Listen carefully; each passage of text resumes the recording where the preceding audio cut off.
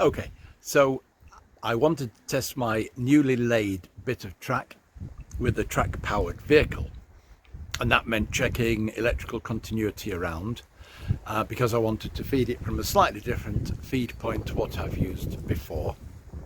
But the other thing that occurred was that the item I was using, which is a homemade rail bus, was derailing at one of the points. It's an expensive point, it's a large radius point that it was derailing at, and I have just now, in terms of solving that, taken an angle grinder to a very expensive point just to deepen the groove at the frog so that the flanges of the wheels aren't catching, so that the loco can go over it. I'll just do a final bit of running session because there's other running sessions on here, just to show it rolling over that point. This isn't my usual power feed point for the inner track. Normally I feed it from over there. I've got some wires soldered onto the track over there, but I didn't want to run an extension over. So what I've done is I've just given the tracks a bit of a clean and running this around. So I'm checking the continuity, rail joints, and also if I video this going round, we can check the stability of the track. There's a slight little wobble over that point, but only slight. Got through there okay. Slows down up the hill. This is the furthest point from the power feed, and I'm assuming the power goes both ways, but I haven't a way of checking just at the moment. Furthest point from the power feed. Goes on to the back cutting.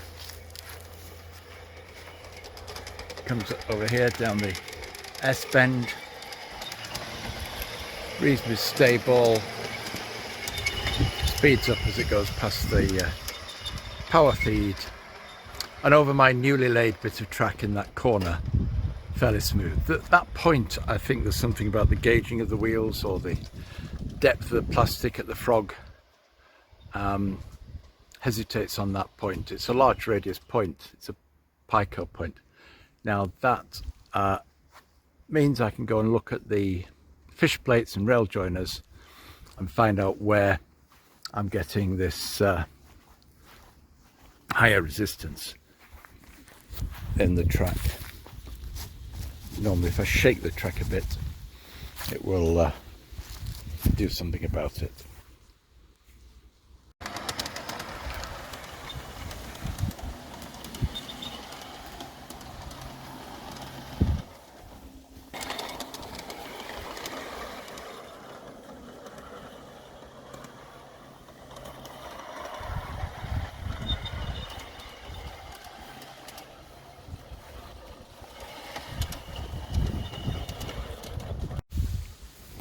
I do have a track brake at this point. That's an isolation unit from LGB. So the first half is fed one way round, and this is the second half fed the other way round. And I think it's just this point here. Shake the track, it starts going again. So now it's picking up the power the other way round.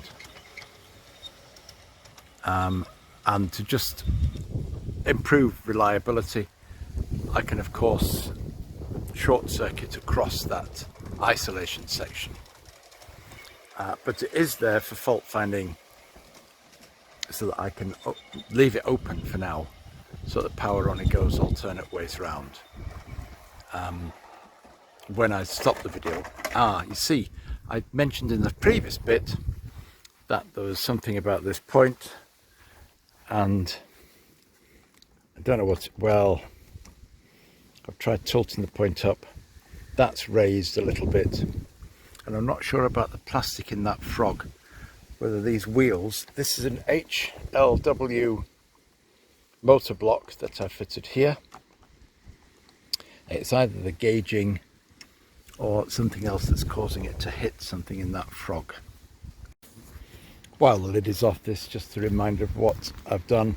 This was a coach of some sort, and I've made it into a little rail car. And the reason why the roof is removable is because I've put some LEDs in it, pushing through this piece of plastic. They're LEDs from a string. There's 2 down there, 2 on the back, and there's the battery pack for that. Inside are cheap Chinese figures and a driver that's a little bit more prominent, needs gluing in. Again, there's some blue tack down there. You can see the Meccano that was used to support and pivot the motor block. And so if I switch that on, see the lights at the back come on, the interior lights, and different lights. No harm leaving those on. And I was watching this carefully, the bit that caught on the point frog was the back wheels.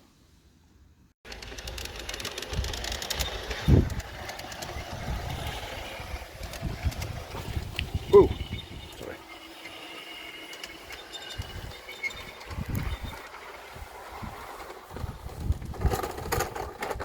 Ah.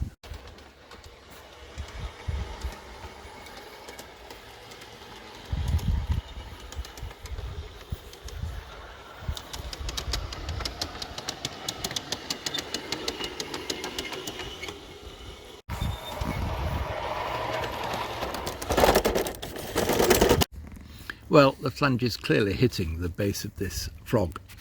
I've got 2 options: either take a little bit off the flange of the wheels or grind down in there. Now, it's likely that there's quite a few sets of wheels where the flange is catching. So the better option would be to just take that down in there, so there's more depth for the flange to go into. It's not a lot, but as it hits it at speed, it just bounces and derails. Well, the point is down there, just beyond that barbecue. Over it, back,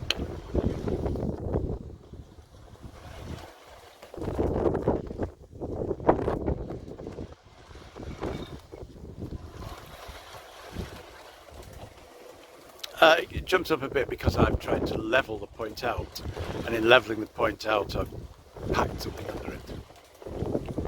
Okay, it is now running over it. Let me show you what I've done to my rather expensive large radius point. I have taken the groove here at the frog down a little bit so that the flange has more clearance. That's the packing piece to try and get the point level so that it wasn't. So I didn't have adverse camber. But in the process, I need to do something about the other track because it has a bit of a bump as it starts running down along here. So there's no longer any adverse camber, which might have contributed to it. But that has solved it. You can see the coarseness now of where it's been roughly treated with, well, angle grinder and then a piece of emery paper, coarse emery paper folded up. And rubbed up and down inside that groove. If I do the other one, then I won't bother with the angle grinder bit. It's only soft plastic. I'll just use a folded piece of emery type paper. Right, I think that is successful. I now can just play trains.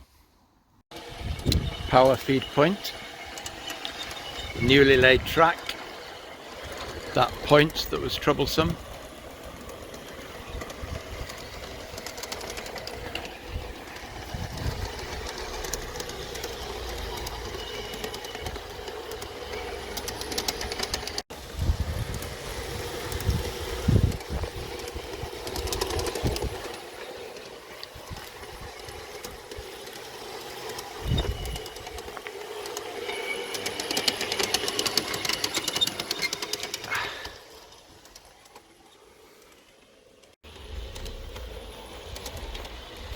Just watching it go over these bits.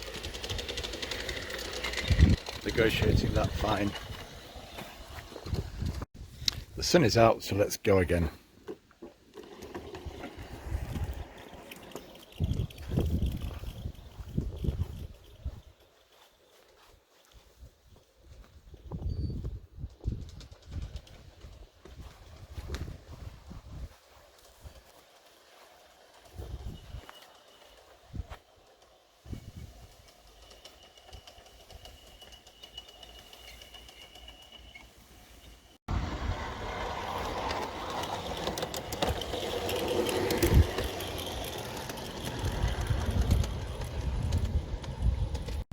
Just about see the lights inside.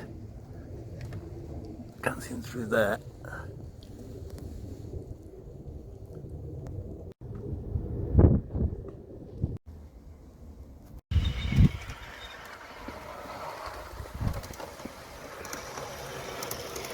This is my second large radius point. Doesn't miss a beat.